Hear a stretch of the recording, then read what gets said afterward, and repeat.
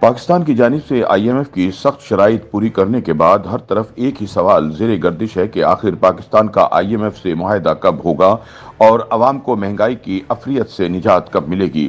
معاشی ماہرین کے مطابق پاکستان اور عالمی مالیاتی فنڈ کے درمیان قرض بحالی پروگرام کے لیے بات چیت اور مذاکرات جاری ہیں۔ IMF سے معاہدہ طے پا جائے گا، لیکن اس وقت یہ کہنا مشکل ہے کہ یہ معاہدہ کب ہوگا۔ وفاقی وزیر خزانہ اسحاق ڈار کے اس بیان پر رد عمل دیتے ہوئے کہ IMF کے ساتھ اگلے ہفتے تک اسٹاف لیول معاہدہ ہونے کی توقع ہے، واشنگٹن میں موجود اندرونی اعلیٰ ذرائع نے بتایا کہ یقین کے ساتھ یہ کہنا مشکل ہے کہ معاہدہ ہونے میں 1 ہفتہ، 2 ہفتے یا 3 ہفتے لگیں گے۔ مختلف مالیاتی اداروں کے حکام نے معاشی بحران کے خاتمے کے لیے عالمی قرض دہندہ کے ساتھ معاہدہ نہ ہونے میں حکومت کی ہچکچاہٹ کو بھی ذمہ دار ٹھہرایا ہے۔ ذرائع نے بتایا کہ مسئلہ گزشتہ سال کے آخر میں پیدا ہوا جب سابق وزیر خزانہ مفتاح اسماعیل کو ہٹایا گیا۔ مفتاح اسماعیل اصلاحات کی ضرورت کو سمجھ رہے تھے، وہ ایسا کرنا چاہتے تھے، جبکہ اسحاق ڈار ایسا نہیں کرنا چاہتے۔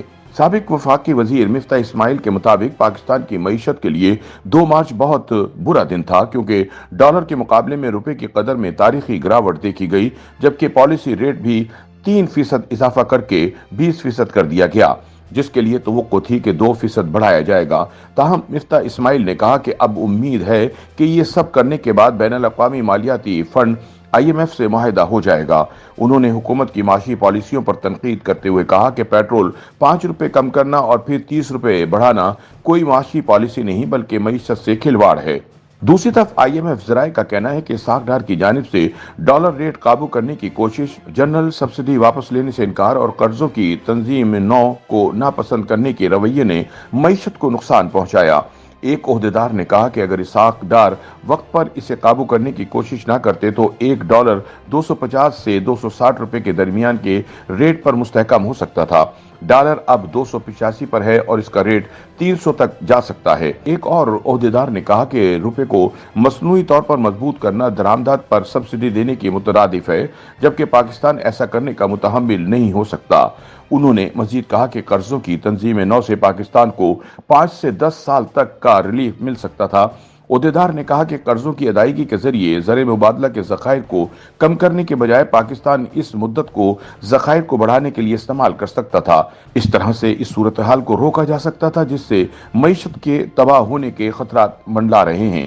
عہدیدار نے کہا کہ پاکستان کو یہ سمجھنے کی ضرورت ہے کہ IMF کی جانب سے تجویز کردہ اصلاحات سے اسے نہیں بلکہ ملک کو ہی فائدہ ہوگا۔ انہوں نے مزید کہا کہ معیشت کو تنظیم نو کی ضرورت ہے، لیکن حکمران اس کڑوی گولی کو نگلنے سے خوف زدہ ہیں۔